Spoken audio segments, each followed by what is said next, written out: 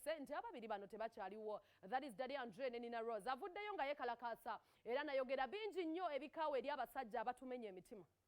If you break my heart, darling, soko uli ebigambo bya Nina Rose wabula ayongedde okubanga akukutira abasajja mulekerawo okujaajamya emitima gy'abakyala naffe tuli bantu bituluma lwakuguma. Anyway, katulabe emboozi eno mbatwalire ddala mbajjukiza Cute Kaye ate ensonga lwaki Jax atali ku stage nange ali mu studio B. So kambalage emboozi ya Nina Rose mbatwalire ddala maaso.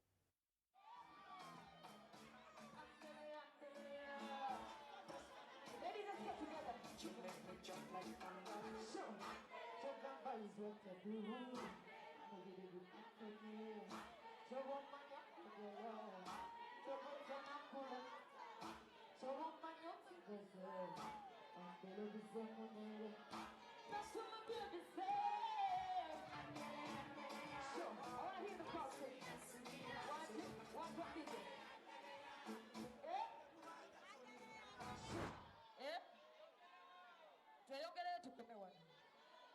I've been quiet for so long, and I know you know what's going on. But it's because of this that I'm doing. It's because of music. Buli mukyala ali wano nga wekkiririzaamu nga ggwe. Eyo nduulu ntolo nnyo. Buli muwala ng'oli wano nga wekkiririzaamu. Kampulira kaluulu.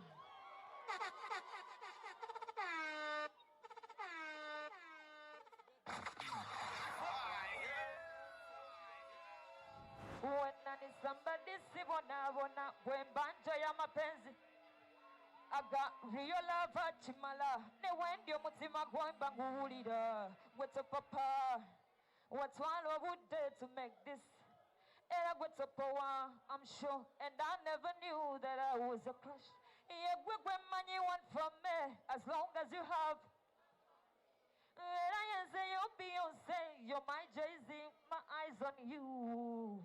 I say you're Beyonce, you're my easy, my eyes on you. Bye Nonga. Thank you so much, man, to all my fans that are standing with me in this situation. I appreciate you all 100. Nenga sinava wano jagala kuleka kantu kamu.